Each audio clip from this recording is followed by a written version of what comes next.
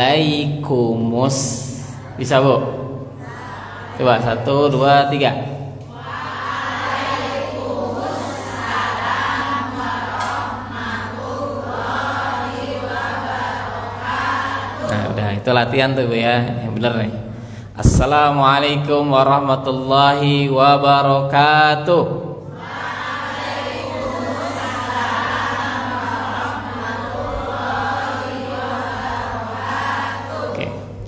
Bismillah, alhamdulillah, innal hamdalillahi nahmaduhu wa nasta'inuhu wa nastaghfiruh wa natubu ilaihi wa na'udzu billahi min syururi anfusina wa min sayyiati a'malina may yahdihillahu fala mudilla lahu wa may yudlil fala hadiya lahu asyhadu an la ilaha illallah wahdahu la syarika lahu wa asyhadu anna muhammadan abduhu wa rasuluhu la nabiyya rasul ba'da.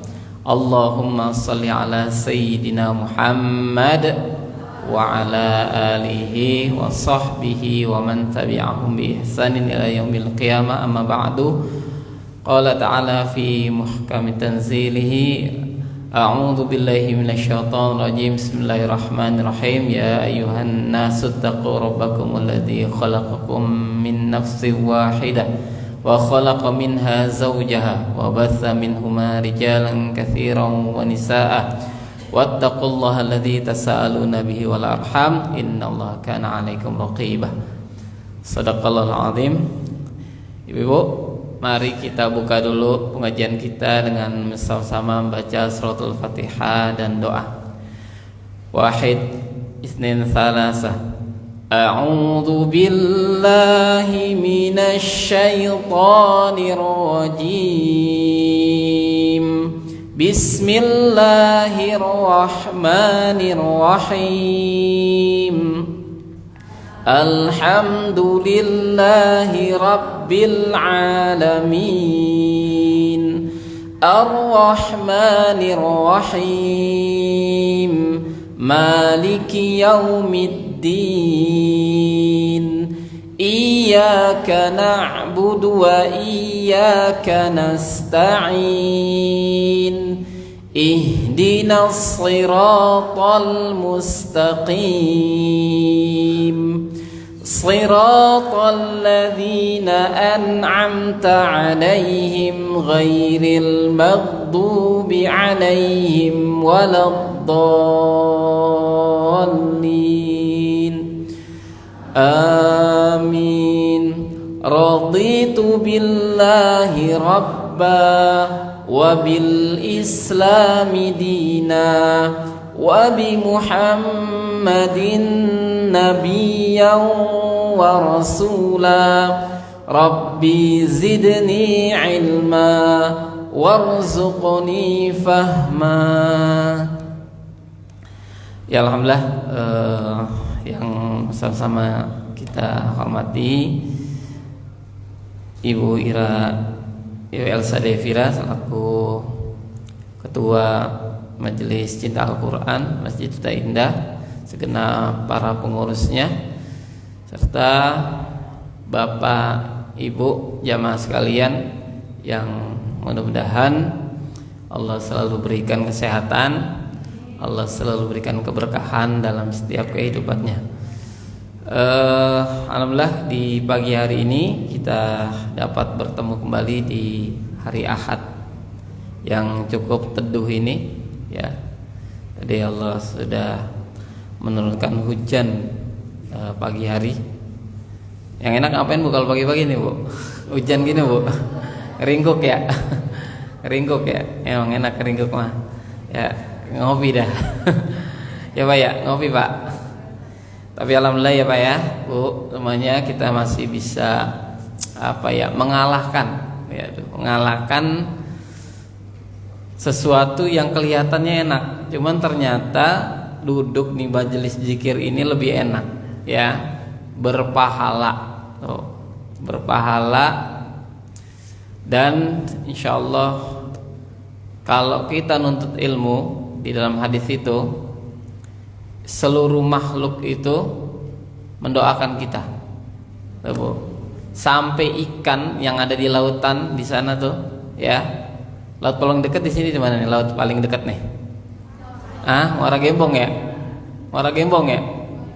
Nah, itu laut yang ada di ikan di Muara Gembong tuh pada berzikir, Bu. Kalau ada orang yang menuntut ilmu, ya itu hebatnya orang yang menuntut ilmu, ya. Insya Allah kita akan dengarkan ya pada kesempatan hari ini. Ini koreksi ya untuk yang di-share di grup itu. Pertama yaitu temanya kita rubah, Bu ya, menjadi keluarga muslim ya, Bu ya, tentang temanya keluarga muslim. Dan nanti pembicaranya insya Allah akan dibadalkan, digantikan dengan Ustazah Irmayanti.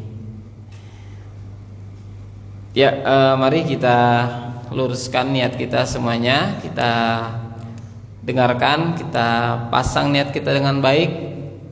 Kita buka telinga kita hadirkan diri kita di majelis ini untuk mendengarkan kajian tentang keluarga muslim yang insyaallah akan disampaikan oleh Ustazah Irmayanti. Kepada beliau waktu dan tempat kami persilakan.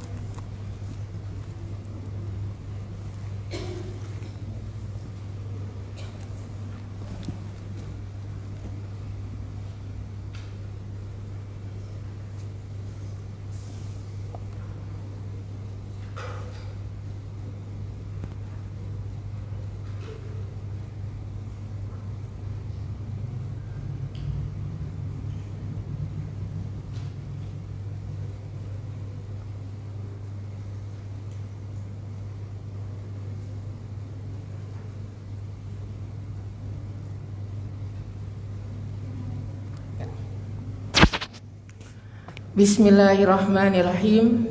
Assalamualaikum warahmatullahi wabarakatuh.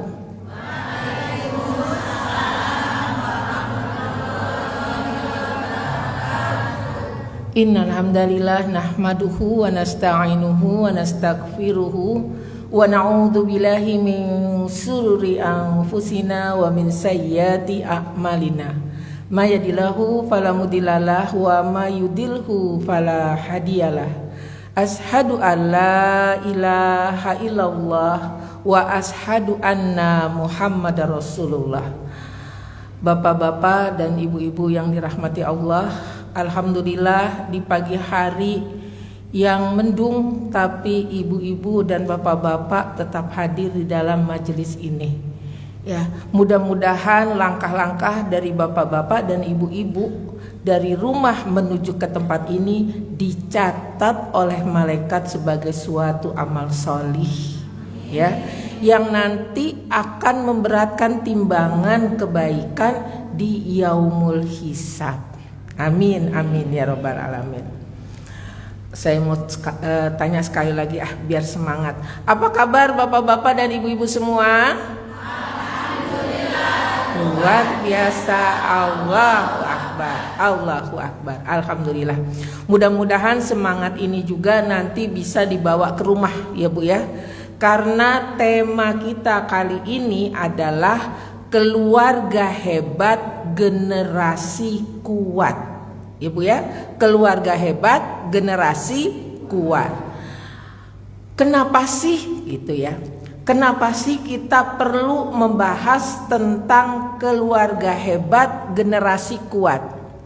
Bapak-bapak dan ibu-ibu, suka mendengar nggak berita-berita yang berdatangan ya? Kalau sekarang kita mendengarnya bukan lagi menunggu di koran, tapi sudah berjejal-jejal itu berita-berita ada di HP. Betul nggak bapak-bapak dan ibu-ibu? Ya. Beberapa anak SMP dengan permasalahan yang ada, dia naik ke gedung yang tinggi lalu melemparkan dirinya. Itu artinya apa? Bunuh diri. Anak SMP. Gak jauh-jauh itu adalah anak-anak kita. Lalu kemarin saya membaca ya, saya melihat, saya lupa entah di TikTok entah di Instagram, seorang anak umur 19 tahun ya, dia mengontrak, mungkin dia adalah seorang anak pekerja ya, maksudnya dia bekerja, itu menggantungkan diri di tangga kosnya. Ini fenomena nyata, ini bukan film, bukan. Ini bukan sinetron, bukan. Ini adalah generasi-generasi yang ada pada saat ini. Ada seorang anak, kalau lihat dari keadaannya adalah betul-betul dalam keadaan memprihatinkan, ya. Rumahnya pakai bilik bambu. Kayaknya sekarang udah nggak ada ya Bu ya, rumah yang pakai bilik bambu ya tuh Pak ya, pakai bilik gitu ya, itu kayaknya nggak ada. Jadi ibunya habis dimaki-maki. Karena apa? Karena ibunya tidak memberi uang untuk dibelikan skincare. Coba, hanya gara-gara skincare ibunya habis dimaki-maki. Ini fenomena anak-anak sekarang. Saya tidak membicarakan anak-anak zaman dahulu, anak-anak 5 tahun yang lalu, tidak. Tapi anak-anak sekarang. Nih ya, bapak-bapak dan ibu-ibu, kalau bapak-bapak dan ibu-ibu mendengar generasi strawberry, pernah dengar nggak? Pernah ya, mungkin ada yang udah pernah, ada yang belum pernah. Itu ditujukan kepada anak-anak generasi hari ini. Strawberry itu cantik gak? Cantik. Tapi begitu ada hantaman, hancur gak? Hancur. Jadi inilah generasi yang ada pada saat ini. Nah, makanya pada saat ini pembahasan kita adalah keluarga hebat, generasi kuat. Jadi kita bagaimana membentuk, saya sangat senang sekali ya pada hari ini ada bapak-bapak, karena dalam membentuk keluarga hebat ini nggak bisa cuman ibu-ibunya doang, nggak bisa. Jadi saya berharap nanti pekan depan ibu-ibu yang belum bawa suami-suaminya bawa ya, karena pembentukan keluarga hebat ini nggak bisa cuman ibu doang, harus bersama dengan ayah. Agar apa? Agar generasi kuat ini dapat masukan dari seorang ibu, dapat masukan dari seorang ayah. Jadi ayah dan ibu ini bekerja sama membentuk keluarga hebat. Agar apa? Agar generasinya kuat. Kuat menghadapi tantangan-tantangan itu. Dan insya Allah setelah bapak dan ibu memahami ini, generasinya kuat, maka kita tidak lagi mendengar anak-anak SMP, anak-anak yang masih dalam pengawasan kita ataupun nanti yang sudah besar itu mempunyai mental yang lemah. Kenapa orang bunuh diri? Karena dia sudah tidak bisa lagi menyelesaikan permasalahannya dan dia tidak bisa menuangkan permasalahannya kepada orang lain. Akhirnya dia mengambil jalannya sendiri. Padahal ada bapaknya, padahal ada ibunya. Itu bukan menjadi tempat yang nyaman untuk dia curhat. Akhirnya dia mengambil jalan sendiri. Mungkin juga beberapa bulan yang lalu anak kuliah di UPI ya, UPI Bandung itu jatuh juga di di gedung auditorium ya. Dilihat dari CCTV emang dia niat ke sana, sebenarnya nggak ada hal sesuatu di sana, dan itu tergeletak di tangga dengan berdarah dan itu sudah dalam keadaan wafat.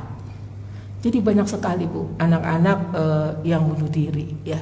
Ini menandakan bahwa mental anak kita ini pada zaman ini perlu kita perhatikan. Kalau bukan orang tuanya, siapa lagi? Nah ya, jadi mudah-mudahan dari materi ini nanti ibu dan bapak bisa bekerja sama di rumah untuk membentuk generasi yang kuat. Sekarang saya tanya, sebenarnya kalau kita membuka Al-Quran, Allah itu maha baik. Allah telah memberi rambu-rambu bahwa nanti setiap manusia itu akan diuji. Ada yang bawa Quran? Ada. Tolong baca surat Al-Baqarah ayat 155.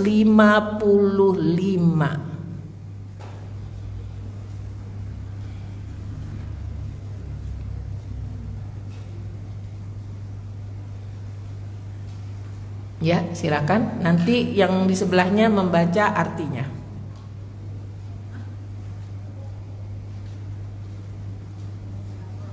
Ya, yang sudah ketemu silakan.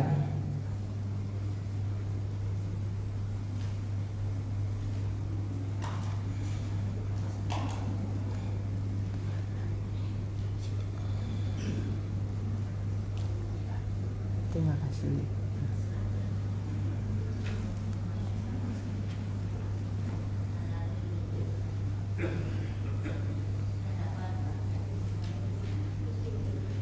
Surat kedua, surat Al-Baqarah ayat 155. A'udzu billahi minasyaitonir rajim. Bismillahirrahmanirrahim. Wa lanabluwannakum bisyai'in minal khawfi wal ju'i wa nafsin minal amri wal anfusi was samarat wa basyiris sabirin. Ya, silakan dibaca artinya sebelahnya. Dan kami pasti akan menguji kamu dengan sedikit ketakutan, kelaparan, kekurangan harta, jiwa dan buah-buahan. Dan sampaikanlah kabar gembira kepada orang-orang yang sabar. Nah, Allah baik nggak? Allah maha baik. Allah kasih tahu bahwa nanti kalian itu pasti diuji.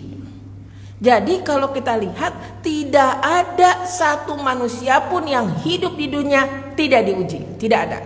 Semua kita pasti akan diuji. Maka kata Allah, siap-siap. Mungkin kalau ujiannya sekolah, kita siap-siap belajar. Benar nggak Bapak dan Ibu? Ya, kalau ada ujian di sekolah, ulangan umum atau ulangan akhir semester, mau ujian, kita menyiapkan diri dengan apa? Belajar. Nah ini kata Allah ujian dalam kehidupan. Apa yang dipersiapkan? Keimanan. Apa yang disiapkan? Akidahnya dikuatkan. Jadi pada saat masalah itu datang, kita sudah bisa menerima, lalu terbayang di dalam pikiran kita, la yukallifullahu nafsan illa wus'aha. Laha makasabat wa alaiha maktasabat. Allah tidak akan menguji kita kalau tidak kita tuh sanggup. Berarti kalau ujian itu datang kepada kita karena kita sanggup. Akhirnya apa?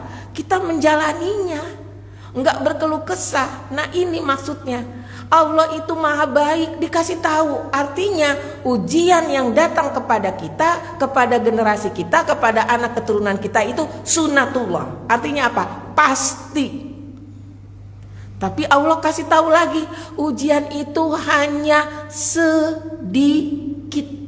Sedikit ketakutan, sedikit kekurangan, pokoknya serba sedikit. Beda dengan ujian-ujian yang diberikan Allah kepada para nabi dan rasul.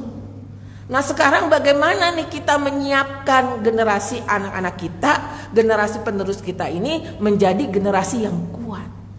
Akidahnya dikuatkan, keimanannya dikuatkan. Tugas siapa? Masa tugas tetangga orang anak kita, berarti tugas kita. Nah, bagaimana? Berarti dimulai dari kita. Makanya saya bersyukur Bapak dan Ibu mencari apa sih yang ada di dalam Al-Quran. Akhirnya Bapak dan Ibu berusaha untuk menjadi lebih baik. Nah, itu nanti akan diajarkan kepada anak-anak. Ingat, anak-anak itu gak demen cuman diomongin doang, tapi gak ada buktinya. Anak-anak akan membilang apa? Omong doang. Tapi kalau ibu berkata, bapak dan ibu memberi contoh, itu bagus. Memberi suri toladan. Oh iya ya, bapak dan ibu kita berbicara seperti itu. Dan mereka juga melakukan itu. Gitu. Jadi mereka akan menurut. Tapi kalau kita berbicara tidak sesuai dengan apa yang kita melakukan tidak sesuai dengan apa yang kita bicarakan, anak-anak maaf, mereka tidak akan mengikuti apa yang kita nasihati. Ya. Jadi bapak dan ibu-ibu, Allah itu maha baik. Allah kasih tahu. Sekarang nih saya kembalikan lagi bapak-bapak dan ibu-ibu.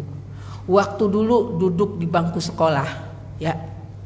Tiba-tiba guru masuk nih. Anak-anak, semua buku, semua catatan dimasukkan ke dalam tas. Hari ini kita ulangan. Kesel nggak? Kesel. Kenapa kesel? Karena nggak belajar, karena nggak dikasih tahu. Allah mau nguji, ngasih tahu. Yang kita nggak tahu kapan. Makanya kita selalu menyiapkan diri. Padahal ujian atau ulangan yang diberikan guru kita mungkin hanya satu bab, ya, satu mata pelajaran gitu ya. Itu nggak dikasih tahu, itu kita udah kesel. Itu kali guru disumpah-sumpahin kali. Ya, males dia punya guru kayak begini. Besok tuh dia jangan ngajar lagi. Ntar kalau kita kelas 3 jangan sama dia. Gitu ya. Padahal ujiannya cuma satu bab ya, dan bukan semua pelajaran kan. Satu mata pelajaran itu kita udah marah banget sama guru kita. Tapi Allah lihat, Allah di dalam surat Al-Baqarah ayat 155 mengatakan bahwa nanti kalian aku uji. Makanya supaya tidak ada generasi stroberi, bapak dan ibu ini harus menguatkan. Ya. Salah satu misalnya cara menguatkan anak itu adalah tidak langsung memberi harta kita itu mampu, tapi bagaimana dia berusaha. Nah, jadi paham ya bapak-bapak dan ibu-ibu ya, bahwasanya Allah pasti menguji. Ujian Allah itu sunatullah, pasti. Ya, jadi setiap insan manusia, setiap hamba itu pasti diuji. Nah, oleh sebab itu menyiapkan diri agar pada suatu saat ujian itu datang kita kuat. Yang ada kita berdoa, ya Allah kuatkan pundakku. Ya Allah mudahkan urusanku. Bukan langsung mencari, udah dah kayaknya saya udah nggak sanggup dah. Langsung cari tali gitu ya, langsung gantung diri. Tidak. Orang-orang yang putus asa dengan rahmat Allah itu adalah orang-orang yang mengakhiri hidupnya dengan bunuh diri. Sepertinya jalan itu sudah mentok. Ini artinya dia terputus dari rahmat Allah. Padahal kata Allah, mintalah kepadaku, nanti akan aku berikan. Jadi seberat apapun masalah yang kita hadapi, ya, mana misalnya harga naik terus gitu ya, nih apa-apa dipajakin gitu. Kayaknya nih kalau pengen ini dia kagak mau hidup deh gitu ya. Akhirnya mencari jalan sendiri. Padahal kata Allah, minta kepadaku. Nah, setan itu kalau ada orang mau kayak begitu tuh, akan terus didekati. Makanya berkumpul dengan teman-teman yang solih, hadir dalam majelis-majelis ilmu, itu adalah salah satu contoh ya untuk menguatkan diri kita dari berbagai permasalahan, dan mudah-mudahan bisa mendapat solusinya. Ya, jadi kalau nanti bapak-bapak dan ibu-ibu ini adalah orang tua yang kuat, maka pada saat anaknya bermasalah, jadilah bapak dan ibu-ibu tempat bertanya. Sebesar apapun masalah kita, serahkan kepada Allah yang maha besar. Ya.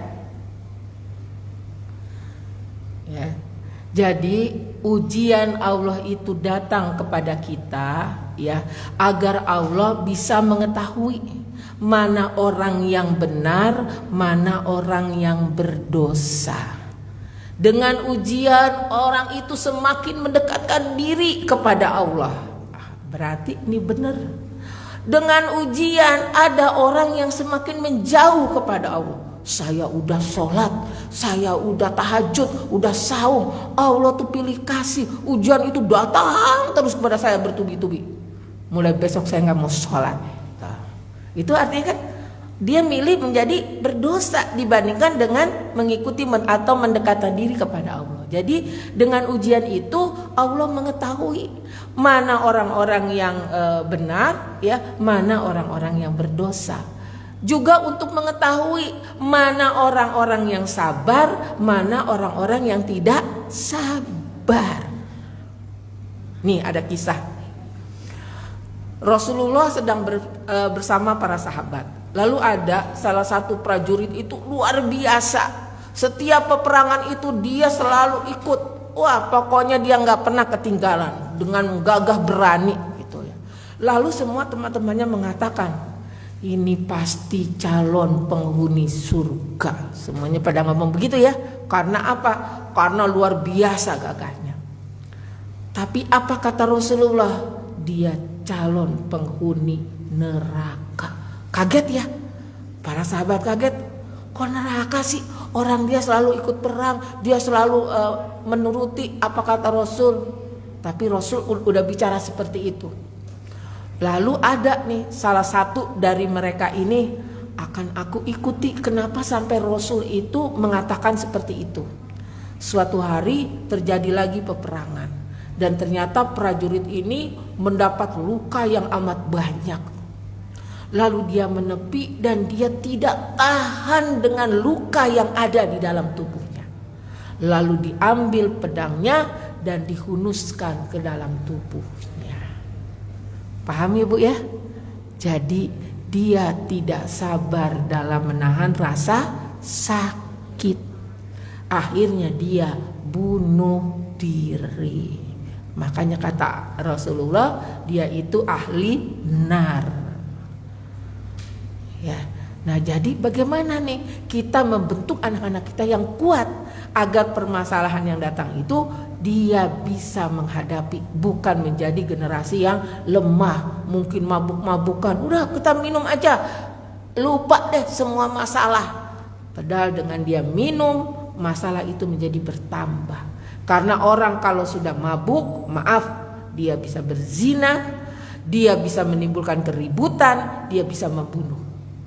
Makanya di dalam Quran tidak boleh kita meminum minuman yang memabukkan. Tuh, mencegah.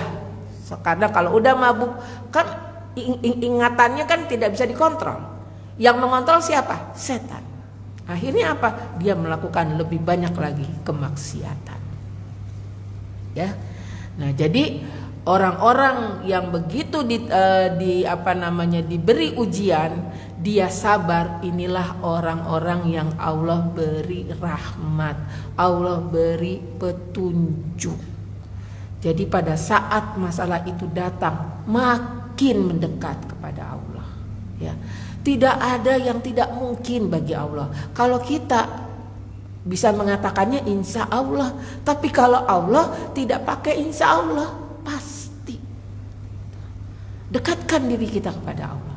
Agar satu begini, Kadang kita mau bantuan Allah itu datang, begitu kita mengangkat tangan, bantuan Allah tuh langsung datang. Maunya begitu ya Bu ya.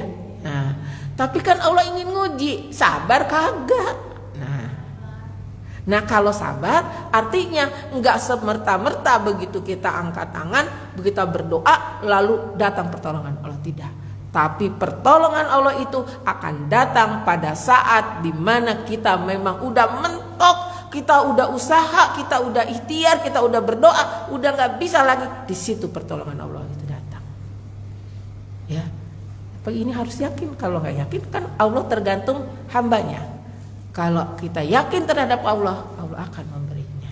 Ya, nah jadi dari sini kita bisa lihat ujian-ujian itu bisa menampakkan mana yang berdosa, mana yang benar, mana yang sabar, mana yang tidak. Dan orang-orang yang sabar itu adalah orang-orang yang diberi petunjuk, orang-orang yang diberi rahmat oleh Allah. Maka itu jadilah orang-orang yang bersabar. Saya tanya lagi nih kepada bapak-bapak dan ibu-ibu, sabar itu ada batasnya enggak? Ada? Oh tidak ada. Iya, sabar itu tidak ada batasnya. Karena apa?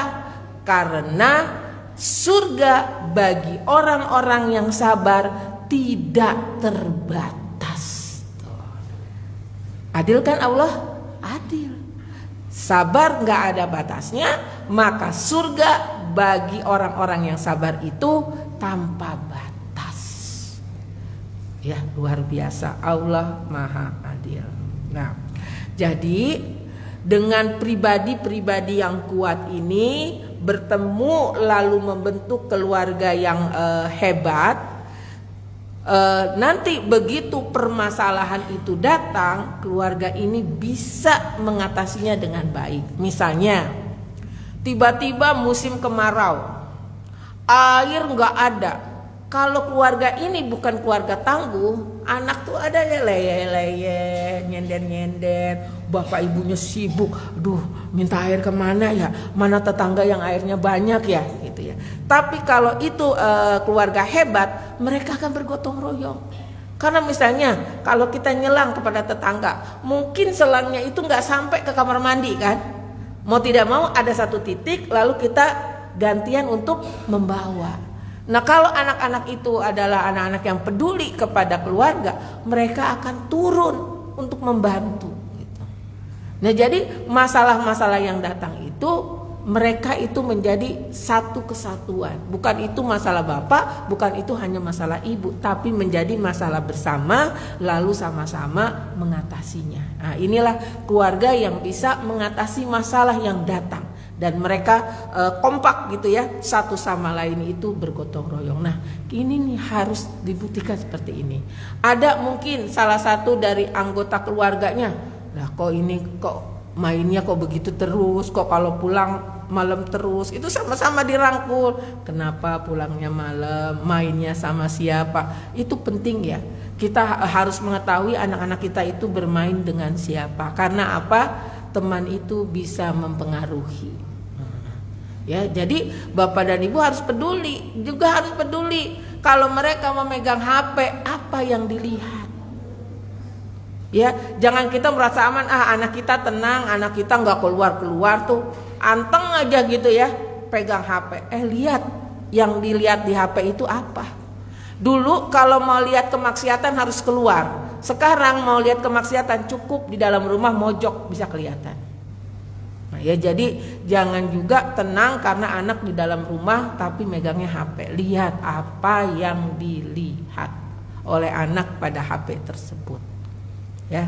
Nah, jadi kita membentuk bagaimana keluarga-keluarga ini keluarga-keluarga yang kuat dalam menghadapi berbagai permasalahan. Ya. Nah, oleh sebab itu kalau kita sudah berkeluarga, sekarang bagaimana anak-anak kita ini, kalau kita anaknya perempuan mendapatkan pasangan atau suami untuk anak kita adalah orang yang baik. Kalau kita anaknya laki-laki, bagaimana anak laki-laki kita ini mendapat istri yang baik. Nah, dimulai dari apa? Didiklah anak kita menjadi anak yang baik. Karena di dalam surat Rum kan jelas ya bahwa Allah akan mengumpulkan kita itu dari jenis kita sendiri. Artinya levelnya itu akan sama. Bu, biasanya orang yang hafiz Quran, istrinya hafiz Quran juga nggak Bu biasanya? Hafiz Quran, jadi hafizoh. Nah, biasanya artis, suaminya juga artis nggak Bu? Biasanya begitu. Orang yang daki gunung, dia akan mencari orang yang seide, orang yang sama gitu. Kalau misalnya nikah sama orang yang nggak suka daki gunung, kagak asik banget. Nanti udah nikah malah nggak bisa naik gunung gitu kan. Maka akan dicari orang yang suka naik gunung. Nah, oleh sebab itu, kalau kita ingin punya mantu yang solih, mau punya mantu yang solihah, solihkan anak kita. Agar apa? Agar nanti juga kita dapat mantu yang sama dengan anak kita. Nah, itu dari sebelum terbentuknya keluarga yang hebat. Jadi kita didik dulu ini pribadi-pribadi yang hebat. Anak-anak yang kuat dalam menghadapi masalah. Ingat, Allah menyukai mukmin yang kuat daripada mukmin yang lemah. Yang kuat itu apanya? Kuat jasadnya, kuat fikriyahnya, kuat ruhaniyahnya. 3 itu. Jadi insya Allah kalau kita sudah membentuk itu, anak kita gak jauh jodohnya. Lalu mungkin ada, ya nih anak saya sekarang udah usia segini nih, belum ada jodohnya. Doa, perbaiki diri, mudah-mudahan nanti jodohnya tidak jauh. Karena Allah sudah berjanji itu. Coba baca surat Ar-Rum surat 30 ayat 21.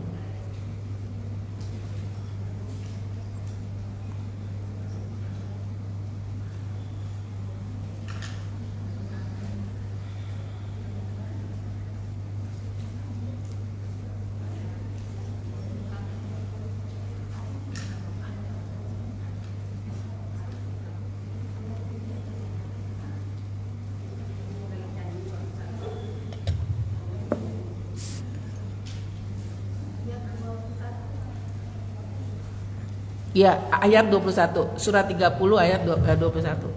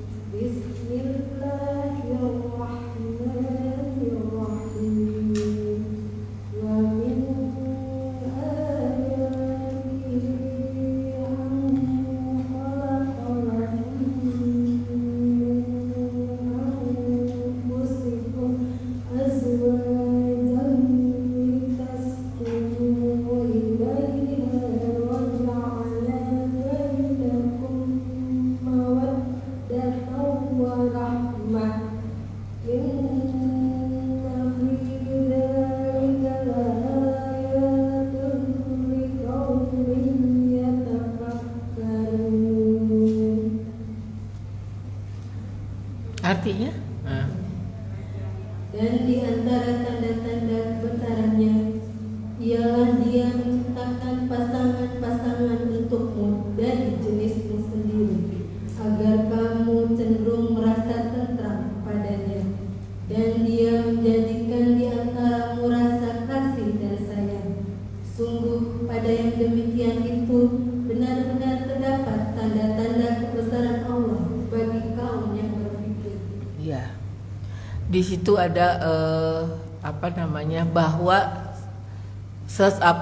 dua orang yang bersatu dalam keluarga itu agar menjadi tentram. Ya, tujuan pernikahan itu menjadi tentram. Nah, sekarang kita bapak-bapak dan ibu-ibu muhasabah. Apakah begitu kita masuk ke dalam rumah kita jadi tentram? Nah, kalau tidak tercapai ketentraman itu perlu ditanya-tanya nih. Ada apa dengan pernikahannya? Karena insya Allah kalau ayah dan ibunya ini dalam keadaan baik-baik saja, maka anak-anaknya pun akan baik-baik saja. Tapi kalau bapak dan ibu ini bermasalah di antaranya, berdua ini sedang bermasalah, ini akan berefek dengan anak-anaknya. Nah, jadi sekarang jangan sampai, aduh mau sampai rumah, aduh males banget, pusing kalau udah sampai rumah. Berarti nggak dapat ketentraman. Nah, itu harus dicari solusi. Jangan sampai ini terus berkelanjutan, ibaratnya ini seperti gunung es yang suatu saat akan meledak. Nih saya kasih contoh ya, bapak-bapak dan ibu-ibu. Berapa pekan yang lalu saya dapat telepon dari teman SMA saya. Ya, dia curhat. Nah, biasanya tuh kalau udah curhat tuh udah gawat ya biasanya. Jadi dulu pas menikah itu sama-sama bekerja. Ya, sama-sama bekerja. Jadi si istri enggak terlalu peduli gitu ya, suaminya mau ngasih duit apa enggak terlalu peduli karena dia juga punya duit. Dan suami juga begitu, istri juga enggak minta, ya.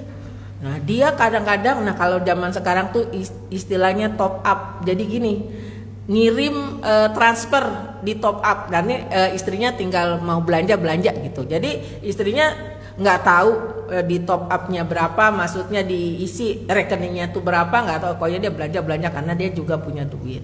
Dan ini terus menerus sampai akhirnya ada nggak pekerjaan yang nggak pensiun? Nggak ada ya Bu ya. Itu akhirnya mereka sama-sama pensiun. Nah, mulailah terjadi kegoncangan ekonomi. Ya.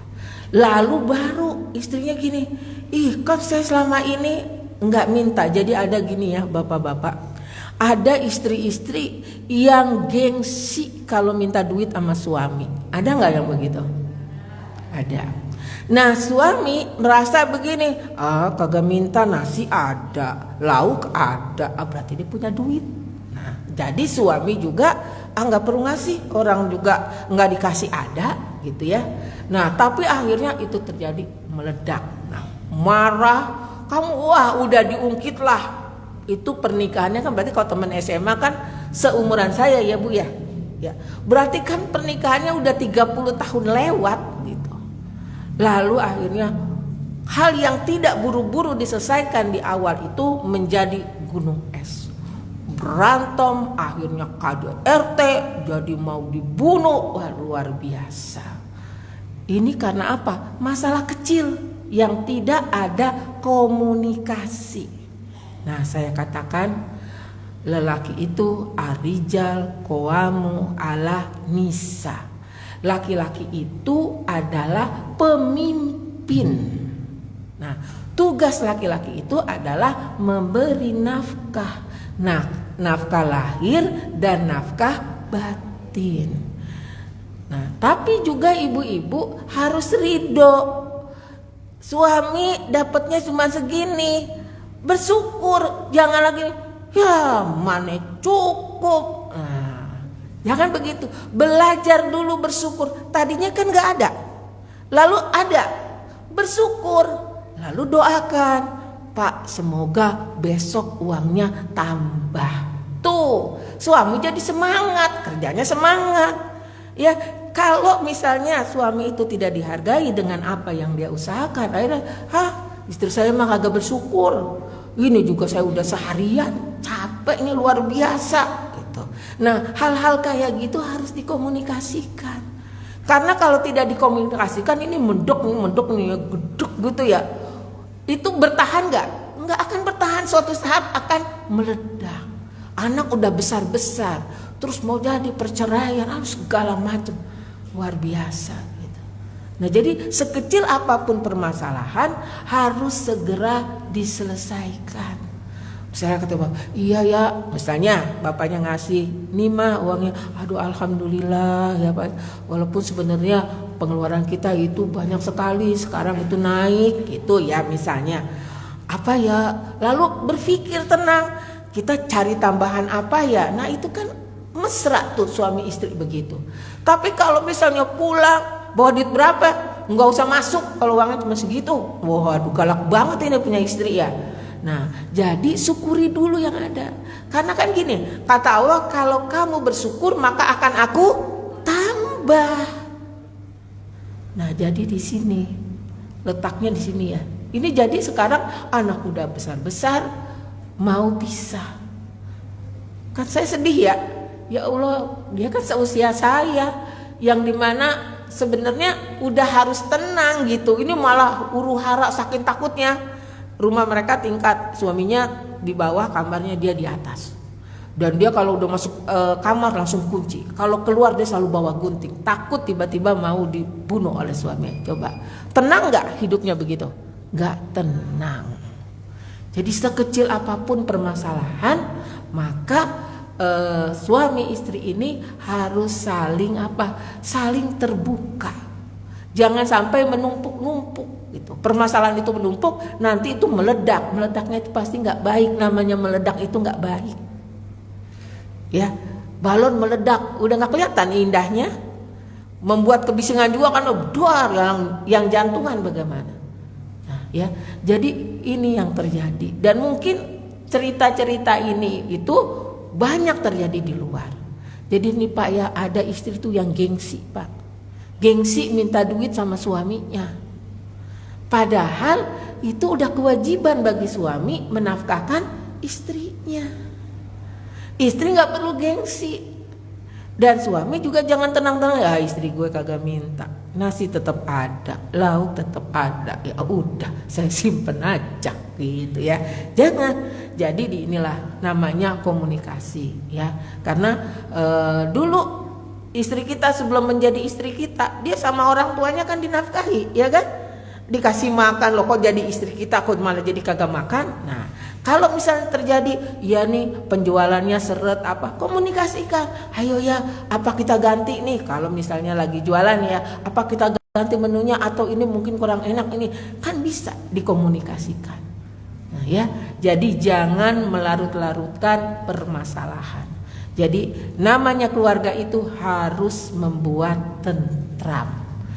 Istri bersyukur, suami memberi, itu akan lebih baik. Jadi tidak lagi suami udah capek-capek, bukan disuguhi air yang hangat atau tapi omelan yang panas gitu ya, suami mendingan kagak pulang gitu ya. Nah jadi ini juga bisa menjadi muhasabah kita, karena kata Allah mengumpulkan laki-laki dan perempuan dalam satu rumah tangga itu, yang pertama adalah sakinah. Sakinah itu artinya tentram. Kita tuh kalau bersamanya itu adem. Kita tuh kalau bersamanya itu pokoknya tenang. Harusnya seperti itu. Jangan sampai suami ngelihat istrinya, males banget. Istri ngelihat suaminya, males banget. Jangan. Ini buru-buru harus diselesaikan. Ya, tidak boleh ini dibiarkan berlarut-larut. Jadi ya, satu itu sakinah, ketentraman, ketenangan. Jadi kalau bersama itu tentram. Kalau enggak bersama itu, aduh kok belum pulang ya gitu, cemas gitu, aduh kok belum pulang ya, kemana ya, ada apa ya di jalan, itu cemas. Tapi begitu udah, aduh senang gitu ya. Saya punya ini ya, punya tante, punya om. Saya dulu ingat ya, kakak saya nikah. Jadi tante saya itu datang duluan. Baru suaminya itu kan karena kerja, baru beberapa hari kemudian tuh datang. Itu Bu, anaknya udah banyak Bu. Begitu, ya Allah abang, Ade rindu sekali. Aduh saya ngedengerin malu ya. Saya bilang ya, betapa mesranya gitu ya. Terus suaminya juga gini, iya abang juga rindu tuh. Kayak begitu. Pernah gak ibu begitu sama suaminya? Enggak. Bapak pernah gak sama istrinya begitu? Kagak. Gak apa-apa, besok dirubah ya. Coba deh, nambah deh tuh anaknya satu lagi nanti ya. Nah ya, jadi harus sakinah ya Bu ya, tentram. Kita bersamanya harus tentram ya. Allah sudah menjodohkan kita dengan seseorang, dan Allah menginginkan yang pertama adalah ketentraman ya. Jadi kalau ketentraman yang didapat ini modal yang sangat berharga. Dengan tentram kita bisa berpikir dengan tenang. Permasalahan-permasalahan yang ada itu bisa dikomunikasikan dengan baik. Karena apa? Kita tenang. Coba Bu, kalau kita lagi pusing, kita lagi gundah gulana, dikasih permasalahan, pasti kita tidak bisa berpikir dengan cerdas. Tapi kalau kita tentram, masakan juga enak. Bu, kalau ibu hatinya nggak tentram, masakannya enak nggak Bu? Kagak enak. Kalau nggak kegosongan, keasinan, kalau nggak hambar, ya. Nah, jadi ketentraman itu penting. Ketentraman itu modal yang berharga bagi keluarga. Nah, siapa yang bisa menenteramkan keluarga? Yang pertama ya faktor yang pelakunya siapa? Suami dan istri. Dan sertakan Allah di dalam semua kegiatan kita. Insya Allah ini akan menjadi ketenangan. Kita tenang dalam mengurus anak. Anak itu kan gak sama modelnya. Ada yang diomongin sekali nurut, ya Bu ya. Ada yang sampai jungkir balik, kita ngomong itu gak nurut-nurut, kecuali udah kepentok baru nurut. Kan begitu kan? Anak modelnya beda-beda, padahal dari induk yang sama, dari bapak yang sama, dari istri yang sama, tapi modelnya beda-beda. Nah, tapi kalau kita tenang, nih nggak keluar nih isi kebun binatang nggak keluar. Dasar sebutin anak ini, kalau anaknya ini, kalau gitu mama itu juga dong, gitu ya. Atau keluar nih semua makhluk-makhluk goib, gitu ya. Itu nggak akan keluar kalau kitanya tenang. Tentram, begitu juga ayah seperti itu ya. Jadi ini akan menentramkan pemikiran kita. Jadi segala permasalahan yang ada itu akan bisa diselesaikan atau dicari dengan tenang. Sakinah, lalu apa? Mawadah. Mawadah itu apa? Perasaan kasih sayang, cinta yang membara. Dulu mungkin di awal nikah baru kesentuh kulit aja udah ngajak tidur, ya. Dulu, sekarang mah boro, ya. Udah dilihat, tapi apa sih lihat-lihat gitu ya. Nggak tahu kode gitu ya. Padahal udah lama. Nah, jadi memang mawadah ini biasanya di usia-usia pernikahan yang baru. Tapi bukan berarti mawadah itu tidak bisa kita ciptakan gitu ya. Kan yang bisa menjaga pernikahan kita siapa? Kita sendiri. Ini ya, saya mengambil contoh dari Ustadz Adi Hidayat. Dia berdoa kepada Allah, ya Allah, jadikan istriku satu-satunya yang paling cantik di dunia, sehingga dia tidak ada ketertarikan dengan perempuan lain. Ibu pengen gak suaminya doa begitu? Pengen ya Bu ya? Bapak pengen gak doa begitu Pak? Oh pengen, alhamdulillah ya. Jadi kalau ada yang bertanya, nih perempuan yang bertanya kepada Ustadz ya, Ustadz itu membuka kacamatanya. Kenapa? Supaya dia melihat perempuan itu burem wajahnya, supaya nggak. Itu saking Ustadz Adi Hidayat itu menjaga pandangannya. Jadi ternyata menjaga pandangan itu juga bukan hanya buat laki-laki, buat perempuan juga. Tapi kalau udah berkeluarga mah enggak, di situ nggak dikatakan kalau udah berkeluarga bebas, enggak, tetap menjaga pandangan. Surat An-Nur 30 itu laki-laki menjaga pandangan. Surat An-Nur ayat 31 perempuan menjaga pandangan. Kan kalau perempuan ketemu nih anak-anak muda nih ketemu ibu, sekarang ibu-ibu trennya kemana? Ke Aisar. Nah Bu, kemana Bu trennya nih? Nah, tundukkan pandangan Bu, tetap yang paling ganteng, yang paling cakep sedunia suami kita. Harus begitu. Jadi istri menahan pandangan, suami juga menahan pandangan, agar tuh kalau ketemu suami dia yang paling cakep, itu mawadah itu tetap membara. Jadi nggak semakin tua semakin udahlah gitu ya, tidak, tapi semakin membara ya. Ini mawadah. Yang terakhir adalah warohmah. Warohmah itu kasih sayang. Nah ini udah di fase-fase 50 tahun ke atas. Jadi bukan lagi cinta yang membara gitu ya, bukan lagi sesuatu yang bagaimana, tapi itu rahmah kasih sayang gitu ya. Jadi gitu, ya Allah ngelihat suami, ya Allah dulu gagah, sekarang beda gitu ya. Namanya udah usia udah bertambah, rambutnya udah memutih, jalannya udah nggak tegap lagi. Istri juga suami juga, ya Allah dulu istri saya tuh paling langsing sedunia gitu ya. Kok sekarang ini ya semuanya lebar-lebar, tapi udah nggak lihat itu lagi Bu. Udah timbul kasih sayang.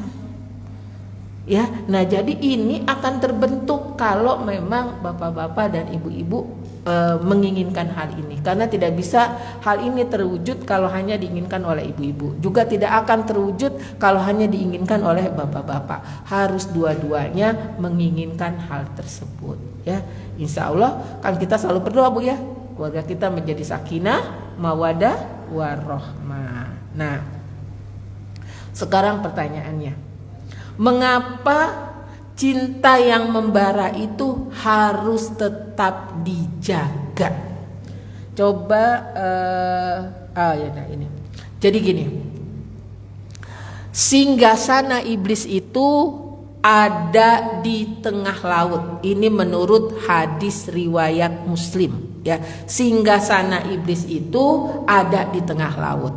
Jadi iblis itu mempunyai pasukan, yaitu para setan, di mana mereka tugasnya mengganggu manusia. Karena mereka sudah minta izin kepada Allah, karena Allah telah menetapkan mereka berada di dalam neraka jahanam, dan mereka tidak minta ampun kepada Allah. Mereka hanya berkata, boleh enggak kami menggoda manusia?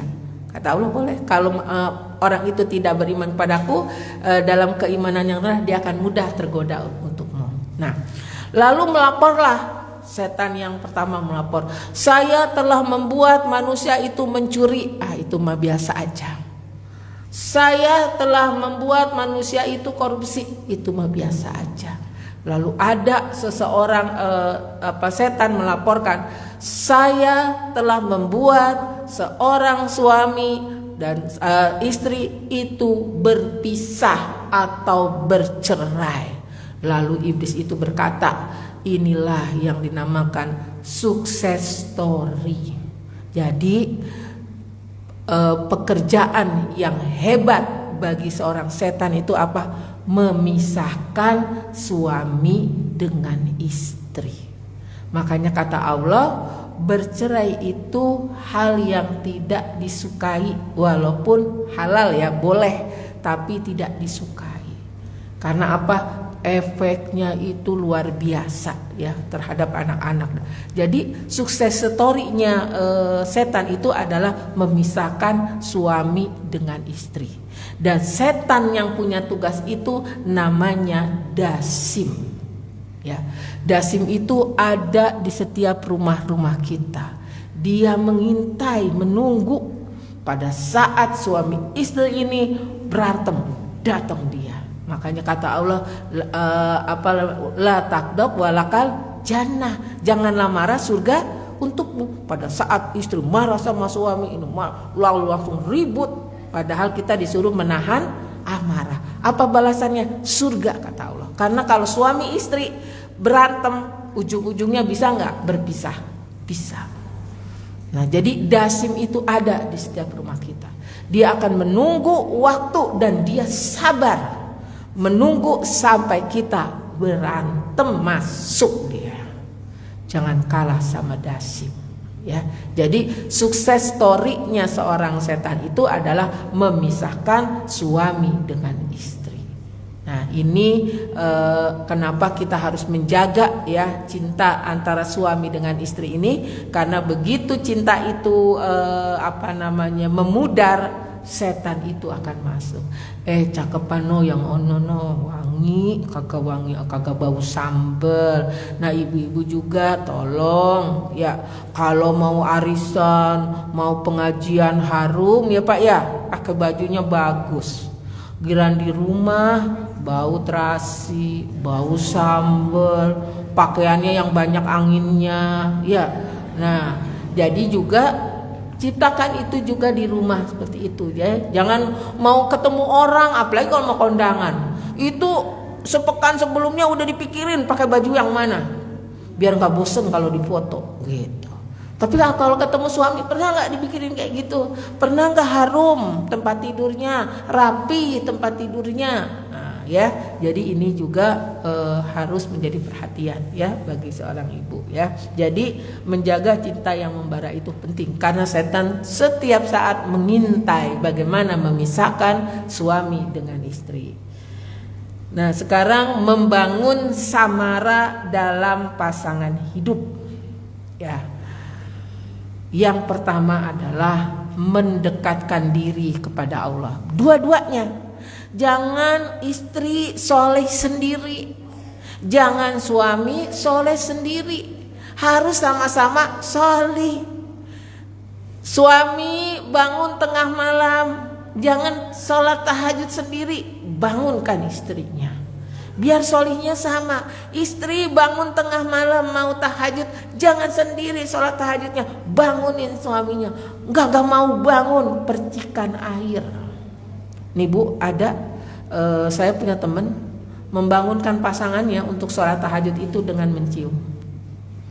Silakan ya, mau percikan air dengan dicium, akhirnya jadi bangun lalu sama-sama sholat. Jadi kalau tidak bersama-sama mendekatkan diri kepada Allah, yang satunya melangit, yang satunya membumi, lama-lama ketemu enggak? Enggak. Ya, jadi harus sama-sama. Jadi mendekatkan diri kepada pemilik hati. Siapa itu pemilik hati? Allah. Agar hatinya hanya untukku, agar aku hanya untuk kamu. Tuh. Ya. Jadi mendekatkan diri kepada Allah. Karena apa? Ruh-ruh itu akan berkumpul dengan sejenisnya. Contohnya, ibu pernah nggak ke tukang buah? Nah, jeruk kan ada macam-macam ya Bu ya. Ada yang kecil, ada yang sedang, ada yang besar. Ada jeruk Bali, ada jeruk Pontianak, ada jeruk segala macam ya Bu ya. Mereka posisinya berkelompok masing-masing atau aur-auran tuh bergabung semuanya. Nah, ya, buah aja akan berkelompok dengan sejenisnya, ya. Dan ruh-ruh kita juga akan berkumpul dengan sejenisnya. Orang yang senang ngaji, orang yang senang baca Al-Quran, tiba-tiba diajak ke tempat dugem, dunia gemerlap tuh yang jejak gitu Bu ya, malam-malam gitu ya, pasti nggak tenang. Nah, orang yang suka gitu, ya Allah, duduk-duduk di dalam masjid dengerin ini kagak selesai lagi, dia nggak tenang, karena ruhnya nggak di situ. Nah, makanya Bapak dan Ibu harus menyamakan frekuensi. Sama-sama Bu, kalau kita cari gelombang radio, kalau sefrekuensi kan sampai Bu ya suaranya kan. Nah begitu, Bapak dan Ibu harus sama-sama bagaimana ini menjadi sefrekuensi. Jadi kalau mendekat kepada Allah bareng, jangan sendiri-sendiri. Jangan ibu soleh sendiri, ngaji sendiri, bodo amat, yang penting gue masuk surga, bodo amat lah sama laki gue, diajak sekali kagak mau nih. Enggak begitu, terus diajak. Nih nanti bulan Ramadan yang baik nih Bu, punya hafalan, ayo Pak, tolong saya dikoreksi gitu ya. Si Bapak juga, Bu, tolong saya dikoreksi. Atau gini, ayo kita banyak-banyakan. Siapa yang paling banyak tilawahnya tuh selama bulan Ramadan. Jadi berlomba-lomba dalam kebaikan. Ya. Jadi insya Allah mengadakan pendekatan diri kepada Allah itu harus bersama-sama, ya. Jadi Bapak-bapak dan ibu-ibu, pernikahan itu adalah ibadah yang terpanjang. Ya. Kalau sholat 3 menit, 5 menit. Baca Quran mungkin 1 jam. Puasa 1 hari. Haji sebenarnya pelaksanaannya 1 hari juga selesai ya. Tapi karena kita di Indonesia ini dengan perjalanannya dengan ini 9 hari. Tapi kalau pernikahan itu ibadah yang terpanjang, pahalanya itu banyak di situ. Ayo raih pahala-pahala yang Allah berikan, kita ambil dalam rumah tangga ini. Kita bentuk keluarga kita menjadi keluarga yang hebat. Agar apa? Agar generasinya kuat. Keluarga hebat bisa terbentuk kalau bapak dan ibunya hebat. Hebat ini bukan harus uang banyak, hebat ini bukan harus paras cantik, bapaknya ganteng, enggak. Tapi hebat dalam apa? Sami'na wa ata'na kepada Allah, ya. Jadi mudah-mudahan itu bisa terjadi. Yang kedua, saya sampai jam berapa ini ya? Sampai berapa? 11:30. Ya. Oh, mau jawab. Ya. Saya pesan. Yang kedua, membangun hubungan jinsi yang berkualitas. Maaf ya, ini kan udah pada gede-gede semua ya. Udah bapak-bapak, ibu-ibu. Jinsi itu adalah hubungan suami istri. Ya, istri tidak boleh menolak pada saat suami meminta, asalkan istri bukan dalam keadaan haid. Ya, habis bagaimana ya, capek banget lah, bapaknya mah kagak tahu apa-apa, nomprok aja, masih males gitu ya. Nah, dalam Islam dikatakan apa? Mulailah dengan sentuhan, nggak langsung main nomprok tuh kayak kucing ya, yang dikira main nomprok aja ketemu lawan jenisnya, oh suka nih, ganteng nih, langsung nomprok gitu ya. Tidak, dengan sentuhan. Lalu ada istri, tapi saya capek banget, nanti kalau nolak dimurkai sama malaikat itu satu malam. Tapi kalau iya juga bagaimana ya? Doa, Bu. Mungkin kalau ada yang udah menopause juga kegairahannya agak berkurang ya. Doa, Bu, minta kepada Allah agar apa? Agar ibu juga menikmati, agar ibu juga melakukannya bahagia. Minta kepada Allah, insya Allah ya. Juga bapak-bapak juga kan ada istri yang sudah menopause, itu memang gairahnya beda. Kalau bapak-bapak mah langsung aja ya maknyos gitu ya. Nah kalau ibu-ibu ada, nah di sini bagaimana bapak-bapak itu menggairahkan istrinya agar apa? Agar hubungan badan itu, hubungan suami istri itu bisa terjalin dengan baik ya. Nah jadi jangan sampai gara-gara ini akhirnya suami yang udah menggebu-gebu gitu, yang melihat istrinya gak mau gitu ya, bisa tuh pikirannya itu pada yang lain, karena bagaimana ini harus keluar gitu. Nah harusnya seorang istri harus menangkap itu. Nah terjadilah kerjasama, ayo ya cuman jangan ini dulu ya, begitu pokoknya komunikasi lah, pasti ibu udah tahu lah bagaimana cara komunikasinya ya. Nah jadi juga udah dah terserah dah mau diapain aja. Pasangan itu kalau yang ininya adem diem aja, ini kita kayak sama kedebong pisang, nggak ada gerak-geraknya. Nah makanya kita doa kepada Allah, nggak apa-apa ya bapak-bapak, ibu-ibu ya. Agar apa? Agar kita menikmati itu. Jangan gini, pokoknya asal. Jadi udah gini aja dah dulu, udah kayak patung gitu ya, pasrah gitu ya. Itu ibu akan sakit. Ibu nggak menikmati, dan ibu berdosa. Karena apa? Nah makanya komunikasi itu penting. Ya, nah jadi dikomunikasikan, jangan langsung ya gitu. Apa juga gini, dari megang dulu, dari apa dulu, baru gitu. Jangan main tancap-tancap, oke gas ya, gasnya naik. Canda Bu, ya. Nah, dan itu harus dilakukan di bawah ditutupi selimut ya Bu ya. Ya, dan tidak boleh satu kamar dengan anak-anak, tidak boleh satu kasur ya. Pindah kalau enggak ya, harus tertutup ya. Kenapa? Bikin hordeng ya, bikin hordeng. Nah makanya tenang, jangan terlalu gusa-gusu ya. Ya, dan insya Allah kalau dua-duanya menikmati itu dapat pahala. Coba udah dapat kenikmatan dunia, dapat pahala lagi Bu, enak banget kan. Nah makanya minta kepada Allah, kayaknya males, kayaknya aduh nanti sakit, aduh nanti itu, aduh malam-malam mandi gitu ya. Biasanya problematik ibu-ibu tuh begitu, minta kepada Allah ya. Allah itu nanti akan memudahkan insya Allah. Nah sekarang manfaat hubungan ya suami istri itu membersihkan jiwa tuh luar biasa ya. Yang nggak ada lagi kepengen tuh sama yang lain, nggak ada. Karena apa? Udah tercukupi sama istrinya tuh, udah tercukupi.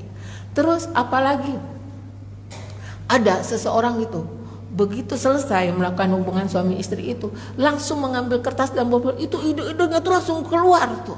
Luar biasa kan Bu? Nah jadi memang Allah sudah kasih jalan seperti itu untuk suami dan istri. Jangan sampai kita jadi mengharamkan gitu. Kita malah nggak mau gitu. Padahal itu memang ada. Ya. Jadi membersihkan jiwa. Yang kedua adalah menurut Ibnu Qayyim ya, memelihara dan melestarikan keturunan. Ya kan nanti akan ada keturunan nih Bu ya. Terusnya gini Bu, air mani yang tertahan itu suatu saat akan meledak Bu. Makanya harus disalurkan. Sama Bu kayak bendungan air ya Bu ya. Itu kalau debit airnya tinggi, kalau bendungannya nggak dibuka, itu bendungannya bisa jebol nggak Bu? Bisa. Nah itu sama di posisi bapak-bapak seperti itu ya. Jadi memang harus disalurkan. Nah salurannya kemana? Ya ke ibu, ke istrinya ya.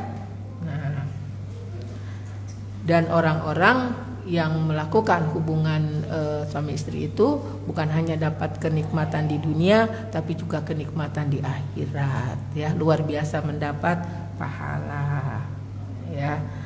Terus juga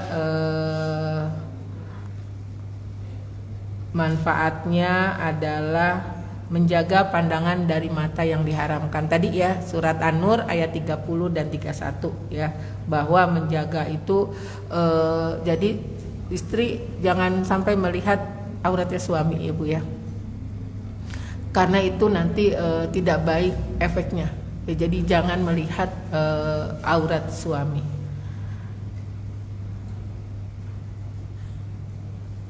Nah jadi oleh sebab itu mudah-mudahan dengan kita mengetahui ini ya, terus istri juga harus bebenah diri menjadi istri yang enak dipandang mata ya, supaya mata ini nggak kemana-mana ya, matanya hanya ditujukan kepada istrinya ya. Kalau keluar kita bisa berpakaian rapi, kondangan apalagi gitu ya. Nah harusnya di hadapan suami juga seperti itu ya Bu ya. Nah mudah-mudahan Allah memberikan kemudahan bagi bapak-bapak dan ibu-ibu dalam menjalankan rumah tangganya. Ingat ini adalah ibadah yang terpanjang. Semoga Allah merahmati. Dengan bapak dan ibu bahagia akan tercipta anak-anak bahagia.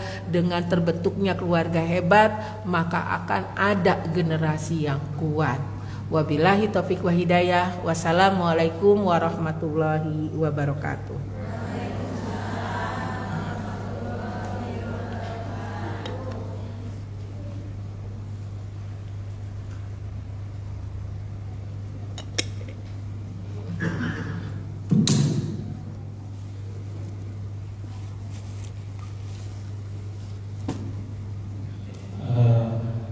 Jazakallahu khairan Saudara Irmayati. Langsung saja satu pertanyaan ya, dari Ibu aja ya. Ya.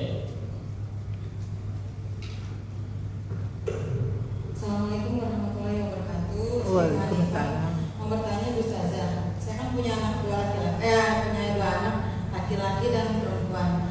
Bagaimana cara mendidik dan mengarahkan anak laki-laki dan anak perempuan agar yang laki-laki nanti bisa jadi pemimpin yang baik buat keluarganya, dan yang perempuan bisa jadi seorang istri atau ibu yang baik? Bagaimana cara mendidik mereka agar tidak ada perbedaan satu sama lain?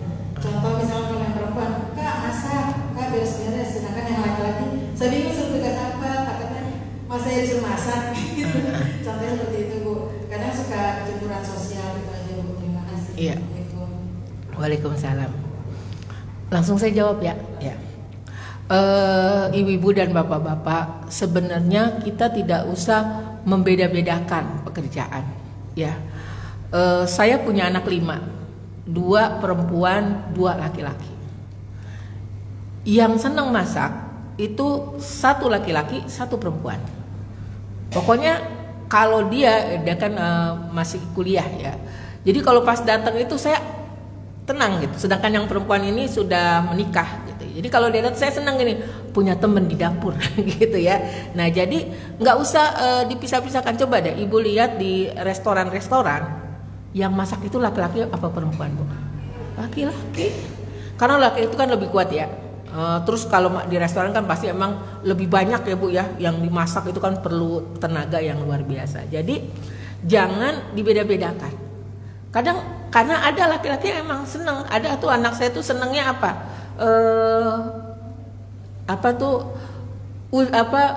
eksperimen. Jadi entar ini masukin ini masukin ini masukin ini gitu. Tuh seneng tuh kalau di dapur tuh dia ikut. Tapi ada juga anak laki saya, kalau laki saya tuh nggak seneng situ. Dia senengnya jadi menteri luar negeri.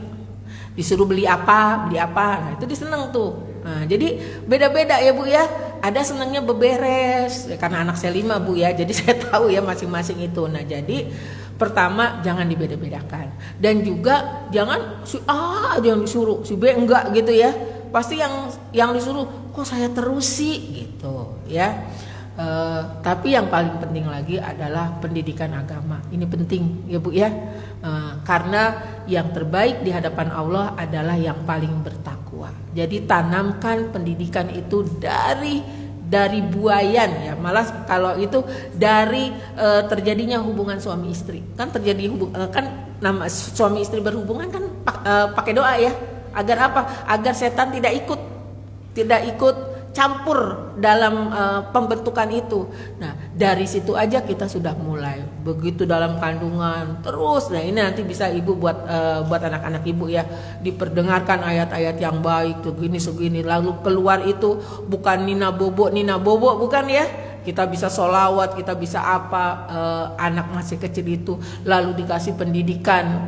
Sekarang kan banyak Bu TPA ya. Kalau misalnya sekolahnya negeri, tentunya kan pendidikan agama itu kurang ya kalau di negeri kan. Nah, berarti apa? Diikutkan anak itu ke TPA, diajarkan untuk mengaji. Nah, jadi pendidikan agama penting karena itu nanti yang modal dia gitu ya.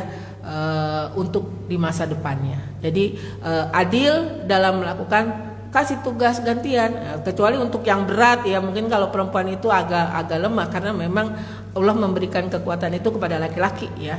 Nah, tapi kalau untuk masalah masak, nyapu semuanya itu bisa ya, baik laki-laki maupun perempuan.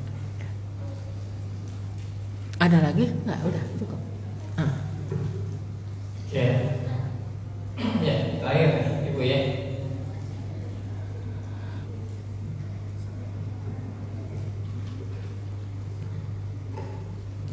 Assalamualaikum warahmatullahi wabarakatuh. Waalaikumsalam warahmatullahi Saya wabarakatuh. mau nanya Ustazah, Iya. kalau anak sudah rumah tangga masih tanggung jawab sama orang tua enggak? Iya. Maksudnya meluruskan, kadang-kadang kan anak tuh ya ada yang malas, ada yang ini kalau kita tegur bilangnya, Bu, saya sudah tua, udah punya tanggung jawab sendiri, nggak perlu diingetin, gue tahu, begitu saja. Iya.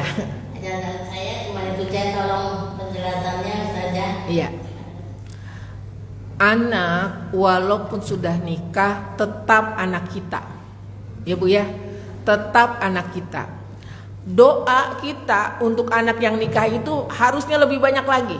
Karena apa? Permasalahannya lebih kompleks. Kalau anak yang belum nikah itu dia hanya tinggal bersama kita ya. Paling permasalahannya kalau nggak sama kita, sama adiknya atau sama ayahnya atau sama temennya. Tapi kalau anak udah nikah itu bisa sama pasangannya, bisa sama ipar, bisa sama mertua gitu ya. Akan banyak. Jadi doa mereka untuk mereka itu kita tidak dibatasi apa mereka sudah nikah atau tidak. Untuk menasehati, kalau memang dia melakukan sesuatu hal yang kok kayak begitu, kita boleh menasehati. Ya, apalagi kita sebagai orang tua, kita boleh menasehati. Kalau dia udah tahu, ya nak, kalau kamu udah tahu, jalanin. Ibu tuh hanya ngasih tahu, ngingetin. Nah, kan dia udah tahu, ya mungkin lupa gitu. Kita ngingetin. Nah, tentu mungkin bahasanya. Ya, bahasanya lagi bukan dia itu anak kecil gitu ya. Dia adalah yang sudah punya anak kecil ya. Jadi artinya kita dalam menasihatinya itu harus dengan kebaik gitu ya. Jadi Dia bukan lagi seperti anak kecil, anak di usia TK gitu yang pokoknya harus begini, nggak bisa. Diajak, Mas, kok kayak begini sih Mas, coba deh, Mas pikir deh. Nah kayak gitu ya, jadi diajak dialog, beda. Jadi kita juga harus menempatkan beda antara anak yang TK, anak SD, anak apalagi sampai anak itu sudah berkeluarga. Kita menasihati itu kewajiban. Ya, walaupun anak kita itu sudah menikah, tapi tentu menasihatinya tidak di depan umum ya.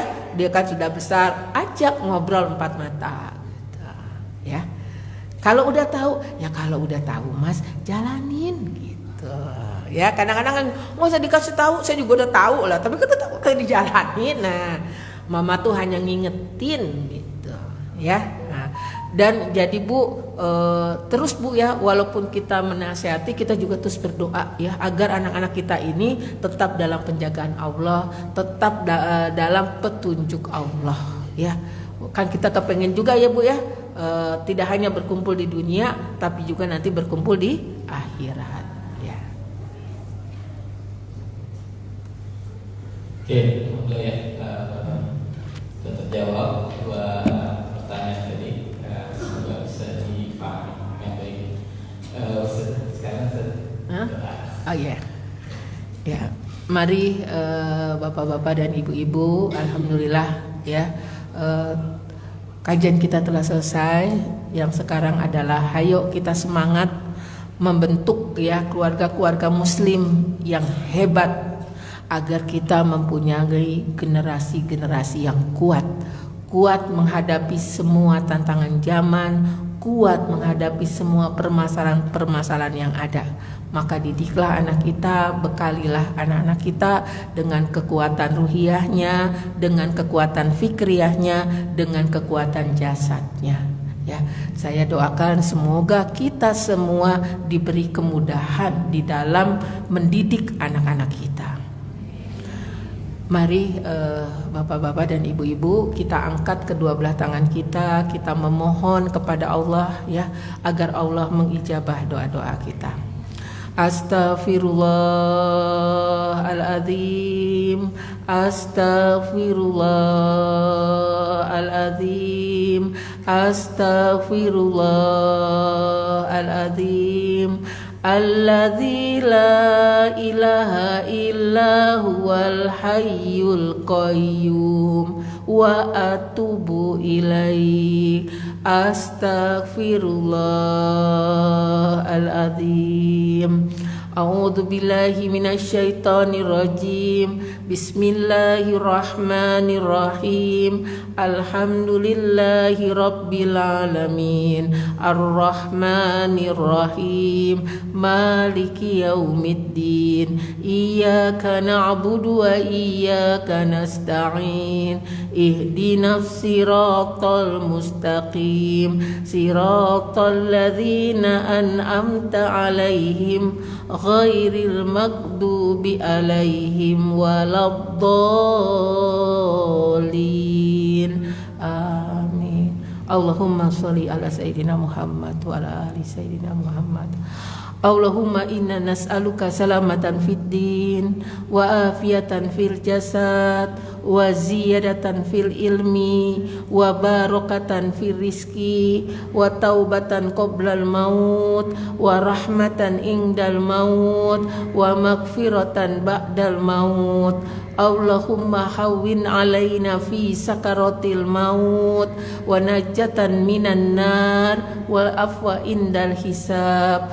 Rabbi firli wali walidayya warhamhuma kama rabbayani shaghira.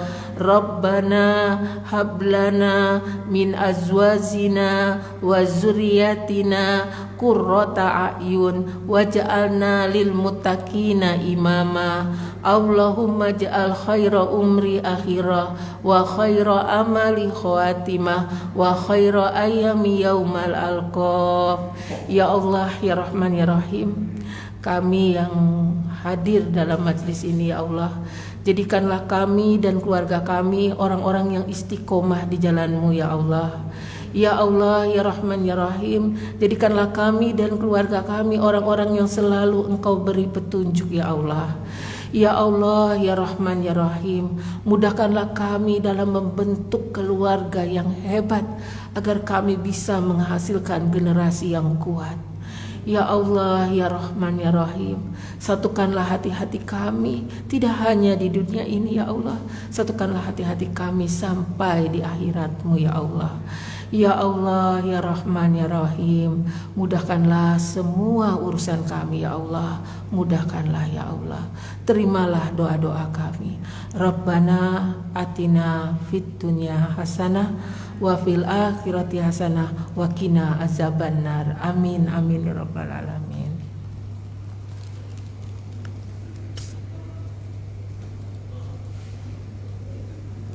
Ya, sekali lagi kita kira sudah yang menyantik atas kesediaan waktunya untuk dapat mempersami kita mengisi kajian keluarga muslimah. Untuk bapak-bapak boleh langsung pulang ya Pak ya. Nanti Ibu di sini dulu kita akhir dulu, kita tutup dengan baca istighfar atau majelis. Astagfirullahaladzim, astagfirullahaladzim, astagfirullahaladzim. Subhanallah wa bihamdika asyhadu an la ilaha illa anta astaghfiruka wa atubu ilaik. Assalamualaikum warahmatullahi wabarakatuh. Waalaikumsalam. Pamit ya Ibu ya.